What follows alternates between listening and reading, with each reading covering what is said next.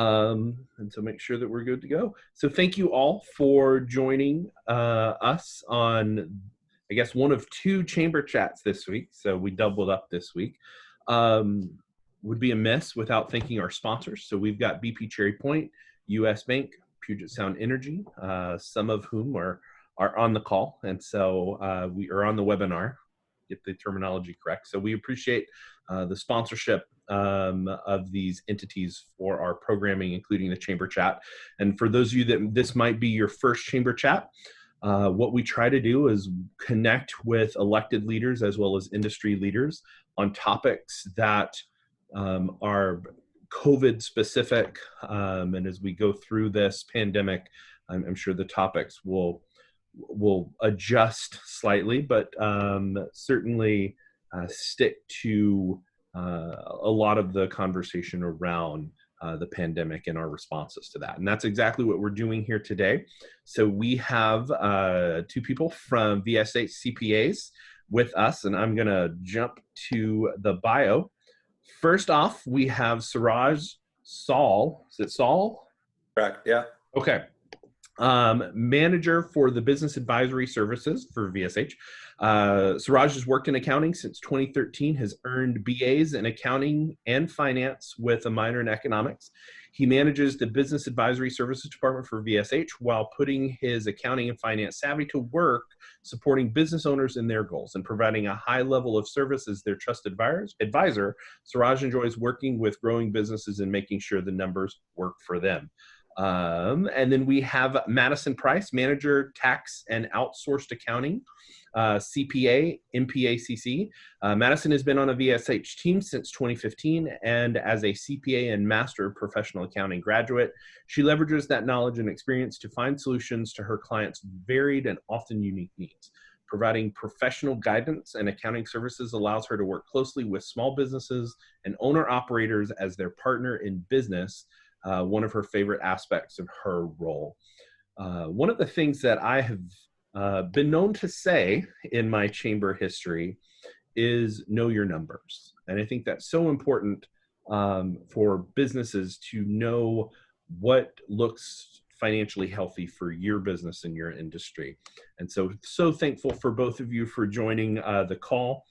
For those that may have joined, I think the partnership call with the SBDC, I think that was last week. It may have been 2 weeks ago. These faces look similar. And I should say we've got CJ from the SBDC on the call as well.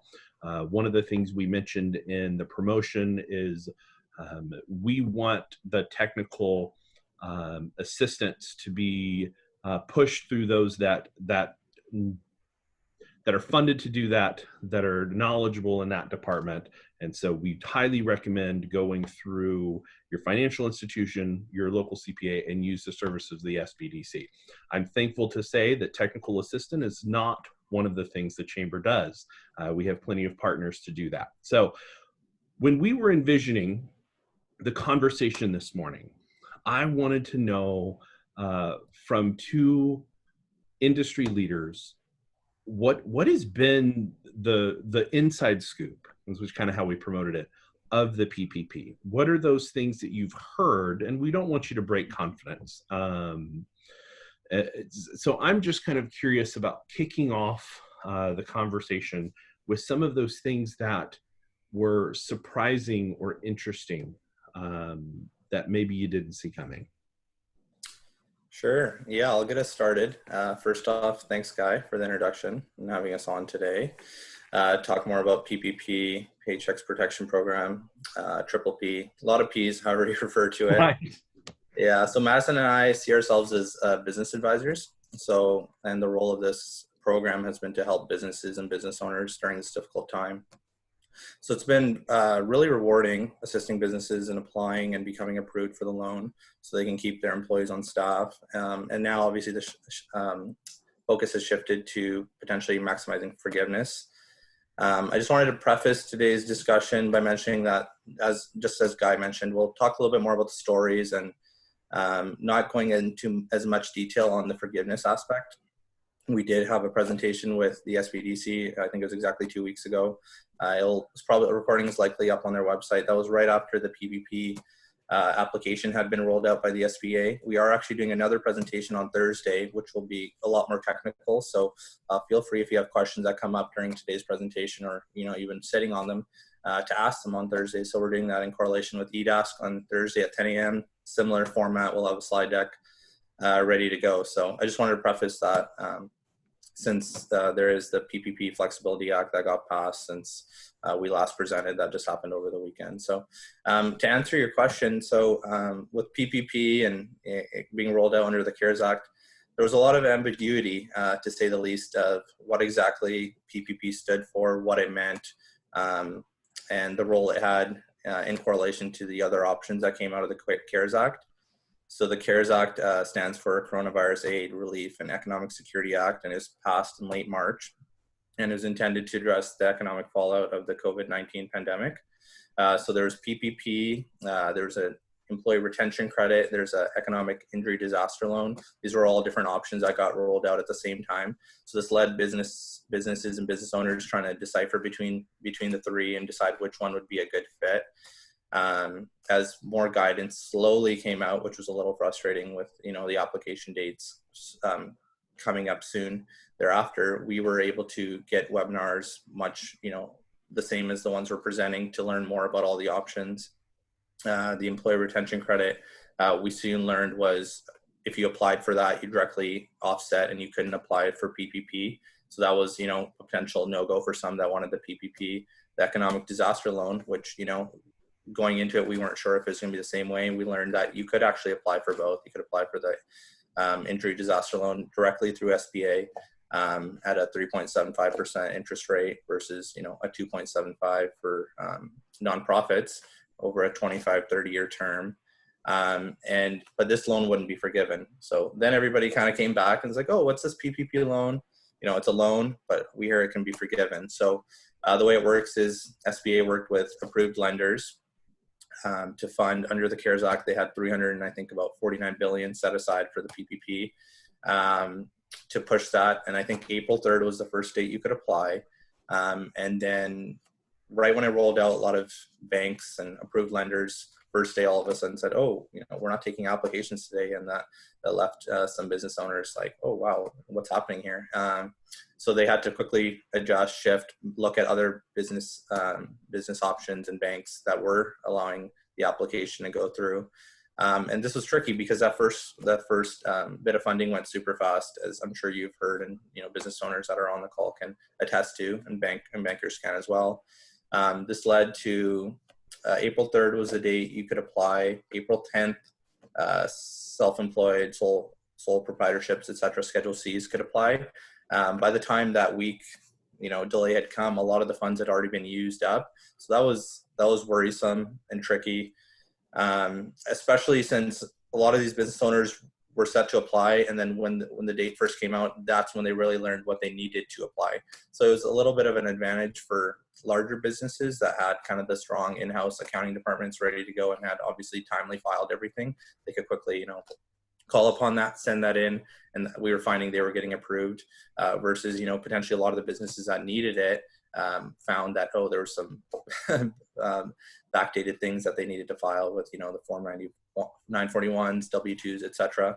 So Madison, myself, our team members, and I'm sure, the accounting profession as a whole really took that, even though we weren't, on the application per se, really had to do kind of the legwork to lead up so that they could, get their application in, especially with the funds quickly being depleted. So I can touch more on that, but so that's kind of how it first rolled out. Yeah. The funds ran out really fast. They had a second set of funding that came through, luckily, which was about another 310 billion in April 20th, approximately.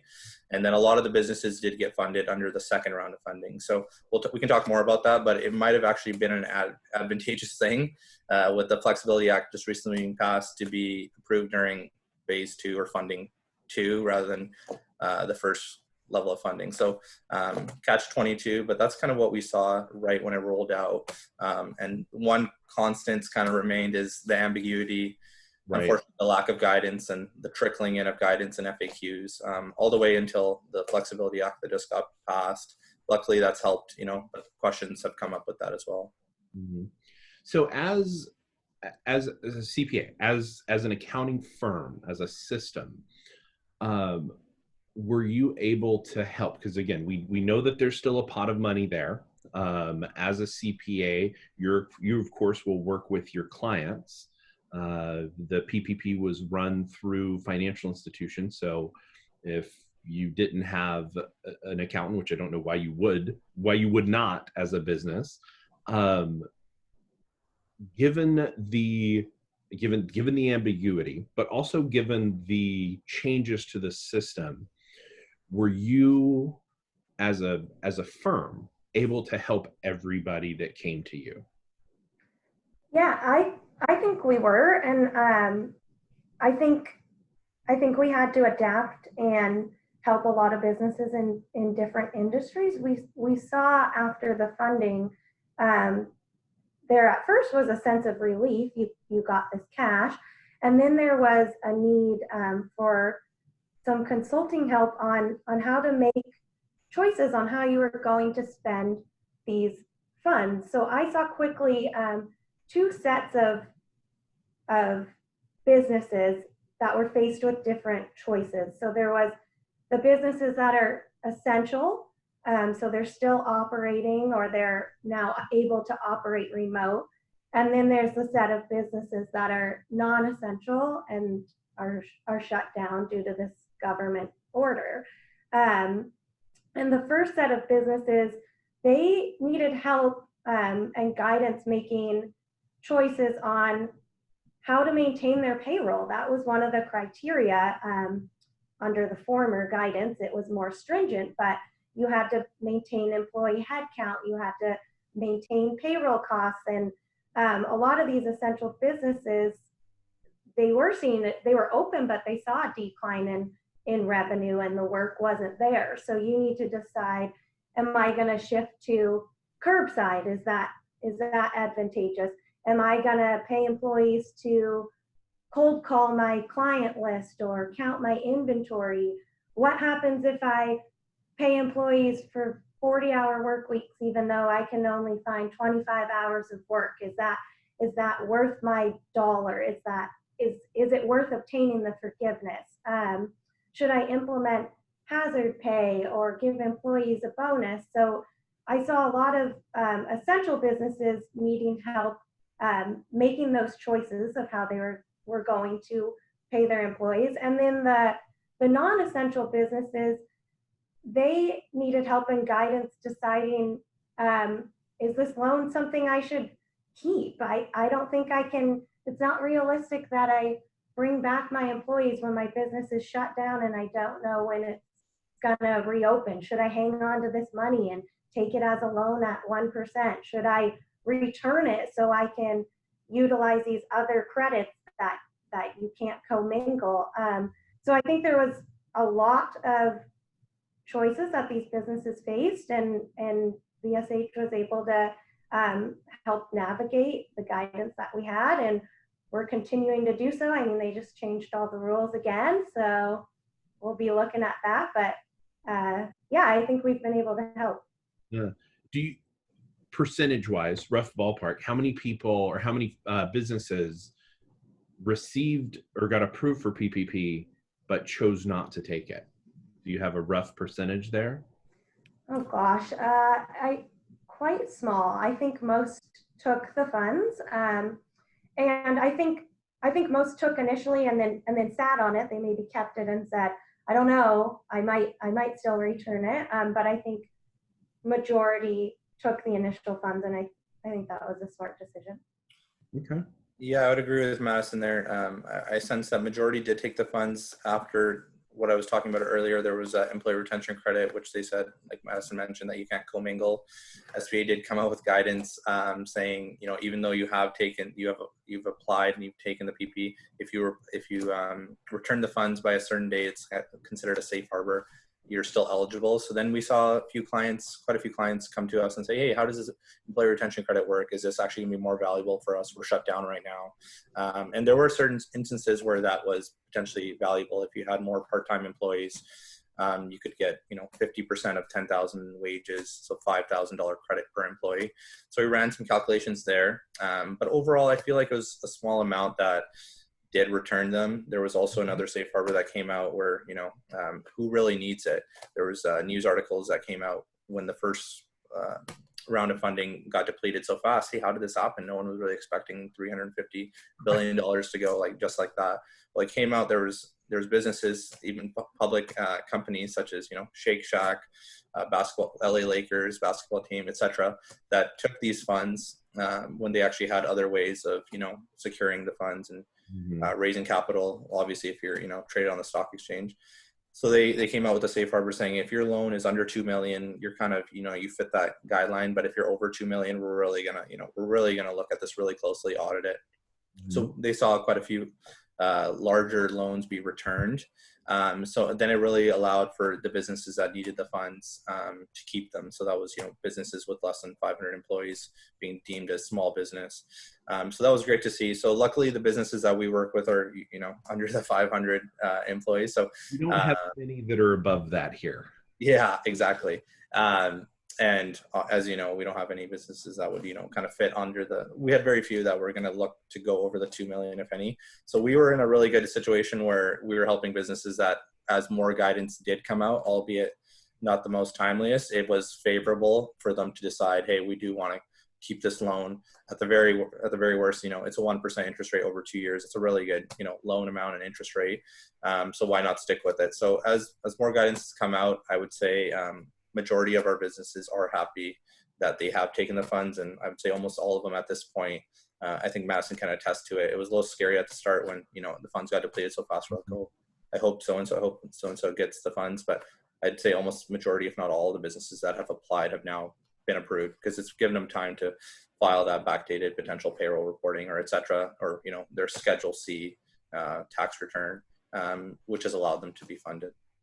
Yeah, and then the most recent expansion of some of the rules and reduction of some of the percentages, how do you think that will impact the decisions? I mean, have those businesses that would really benefit from those expanded rules, are they already in? Like, are they covered at this point, and now we kind of have to figure out going forward? Or what's your thoughts on, again, a lot of ambiguity, a lot of timeliness, concerns or issues or dilemmas, right?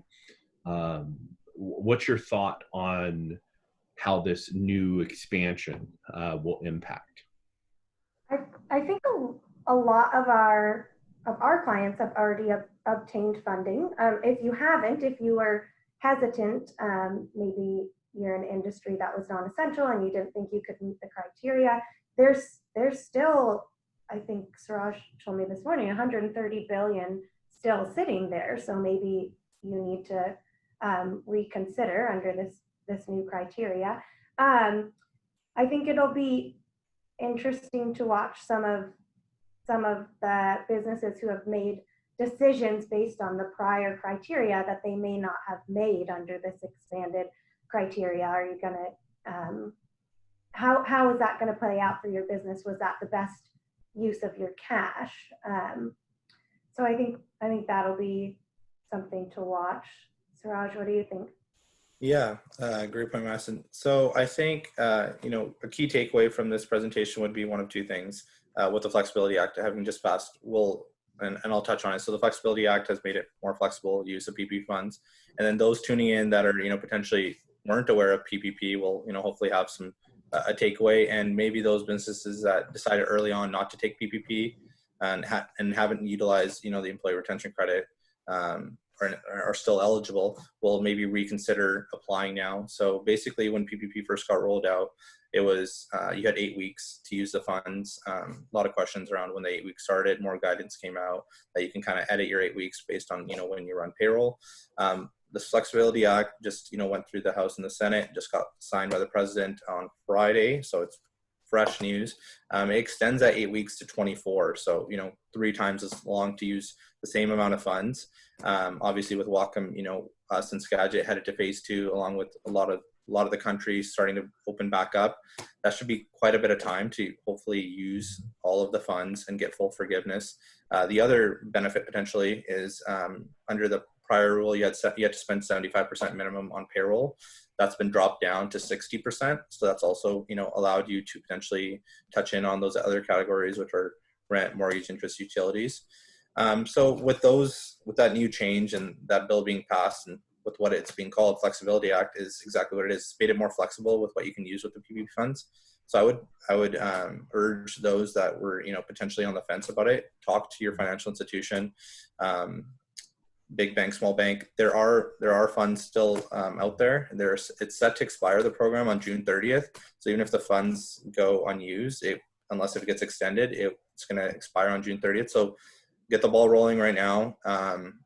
There are some banks and institutions that have capped, potentially bigger banks that have capped how much they can spend. So, just because if you go to someone or a bank or institution and they say, oh, it's, we're out, try a different institution perhaps as well, because the funds are still there, like I mentioned. So, so I think it's definitely beneficial to look to apply now that the funds are available, and it's made it more flexible to obtain full forgiveness. Yeah, and so just want a clarification point is the flexibility. So this new expansion, that's for new loans. That's not no existing loan. So anybody that's received a loan, there's automatically they had the 8 weeks to spend. It automatically becomes 24 weeks unless if they decide to opt out. We would expect majority, if not all businesses, probably to say, okay, the 24 weeks is fine. Yeah. A little bit tricky part that comes with it is with 8 weeks, and a lot of businesses that were in the first round of funding, their 8 weeks, and Madison probably attest to this, was probably like last week, this week, right around here, from that April date when the program got rolled out. They have it a little tricky where they were probably getting ready to apply for forgiveness if they've used all the funds. So maybe they will decide, hey, we want to just stick with 8 weeks. We've used all our funds. right. So we don't really know exactly when you'll apply for forgiveness based on the application. I'm assuming it'll be sometime between June 30th and the end of the year, December 31st. The original application, which got rolled out May 15th, had an expiration date of October 31st. Obviously, with this program being extended 24 weeks, being allowed till June 30th, that basically puts you at the end of the year, December 31st. So I'm assuming they'll update that. So that's a question that's, I'm sure, will be top of business owners' minds if they've used all their funds. Hey, how can I formally get forgiveness now? They're still going to roll that out. So work with your financial institution, or whoever you got the loan with. But to answer your question, no, it's not for new. It's all for all existing PPPs. This Flexibility Act went into place. Good. I'd heard differing reports, so that's definitely good, and that will help everyone. I think if you're midway through your loan, it might be a good time to reevaluate, especially if you did make some business decisions based on prior guidance. Maybe you brought back your full workforce because you were striving for forgiveness, but your revenue really, you could be operating at half your workforce. You now have longer under these new rules to bring employees back. So we could see a shift in choices or a shift in unemployment levels, I think locally or for Washington State, and just something to monitor. Great. So this next question, you don't know what you don't know, right? And I think it's been very interesting, nebulous, kind of going through the last few months. This may actually be a bigger conversation than just the PPP, but what is the tool that we need that we don't have yet? The financial tool, let me say that. That's a good question. So, Guy, are you referring to potentially it coming through legislation, like how PPP got rolled out through the CARES Act? Program. I guess at the core of the question, yeah. Like, what's the piece of legislation that we need that we don't have yet? Whether it's been discussed, or if you had the magic wand, what would you do other than restart the economy or time machine and go back? Like, if you were going to implement legislation right now to create a new tool, what would that be?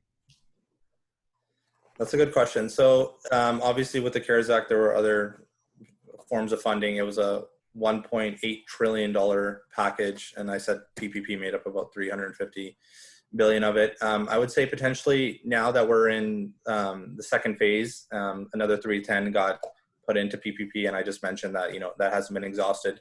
Maybe more of those funds need to go with it being such less strict than prior, but rather strict guidelines on, payroll and so forth on what you can spend it. Shift some of that to economic disaster and injury loans. They are not even taking new applications. So right now, the only application industry that can apply is agriculture. Those are loans that you could apply to working capital, and they're for 25, 30 years. The PPP was originally only for 2 under Flexibility Act, got extended to 5, which will help, albeit, and is at a lower interest rate, but it would be nice for just some loans coming through SBA that business could use potentially more freely.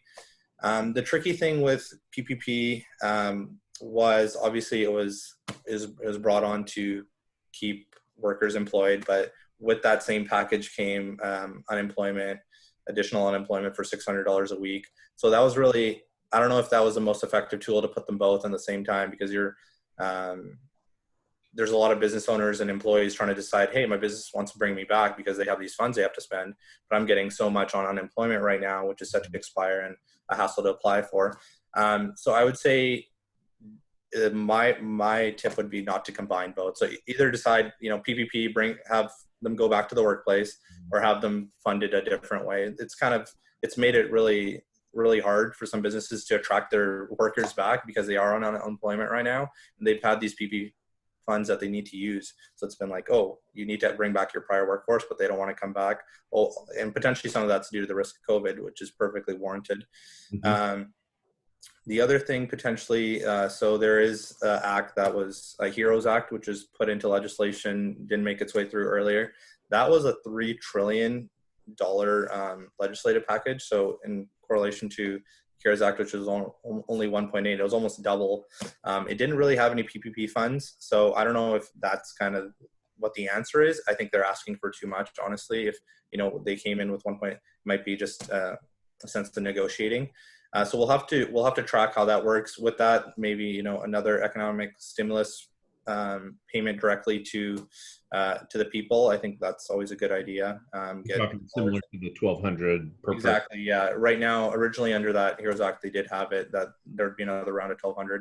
So I don't think that definitely doesn't hurt to get the money right into the people's hands. So it's interesting what will happen. So I don't think I have a specific answer, but I would say if the PPP dollars go unused here at June 30th, that kind of shows you the first level of the phase, they underestimated demand. Second level, they probably overestimated. So now maybe the PPP has done its course, time to shift, the funds into something else, especially since some were returned by the bigger companies and some went unused. Yeah.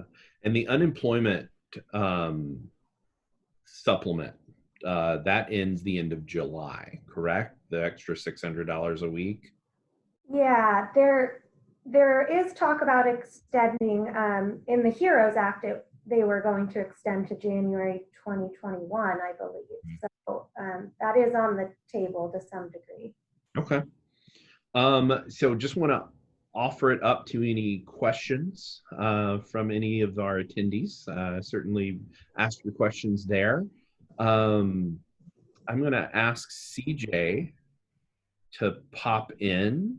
Thank you for standing by. And so CJ Seitz is the director of our Small Business Development Center at Western Washington University, even though they're not on campus. One of our partners as a chamber. And again, as we navigate this and as we perform our role in the community, to definitely have a partner like the SBDC is certainly valuable for our community as well as our organization. So now that CJ's in, kind of the question that I will ask to all three is, what did we miss, right? Like, what are those pieces to this conversation that, like, is there a question I didn't ask? Is there something that you want to leave everybody with as we kind of come up on the time here? I'll quickly start out by saying, so the job reports just came out a few days ago, I think June 5th. It's differing reports on what unemployment is right now, 13-15% approximately. Maybe CJ might have some insight too, but basically it came in lower than anticipated. And I think a big reason was the PPP. It's hard to know exactly how much of that was due to PPP, but with the Flexibility Act, great. It extends from 8 to 24, but it also pushes the safe harbor to bring back employees from June 30th to the end of the year. So we could easily see that number go up quite a bit here next month. So I think it's, I don't know if, Congress is really and knows exactly what's going to happen until that next report comes out. So that'd be one thing just to keep up to date. I know that, the stock market had an uptick and everybody thinks, unemployment came in lower than expected. It could be, there was 4.5 million loans of PPP for $510 billion. So, four and a half. It could be a false positive. Yes. So I think we're talking about all the good things coming out the Flexibility Act. This could be potentially the downside with, the unemployment rate just coming out, and they might think, oh, we don't need to really pass anything. Everything came out better than expected. Right. And then we might hear back in a month or so, oh, it shot up, and okay, that might be why. Yeah, it'll be curious to see, how people re-strategize their use of the PPP funds, with the new Flexibility Act. And I concur. We're curious about if the numbers are skewed with unemployment also. But we really encourage businesses to talk to whoever advises them, us included in VSH is obviously an amazing partner too, and look at re-strategizing how you might be utilizing those funds so that you can get maximized forgiveness and that you're making decisions that are based on the health of your business, not just on trying to get that maximized forgiveness. So we're encouraging folks to re-strategize. And the other thing is, I want to concur, folks who didn't think the PPP was maybe the best tool for them, to take another look at that. It also extends to 5 years of unforgiven. The unforgiven portion extends to a 5-year term with this new Flexibility Act. And I believe it's only for new loans that it does that. When I'm reading the press release that came out, that we're still waiting for Treasury to come out with some new guidance. So I would love to see more of those funds be utilized in our communities, because with that flexibility, they sure are more attractive. Well, all they need to do is allow 501c6 organizations to apply, and they'll be in line. We're working on it. I know. So we do have a question.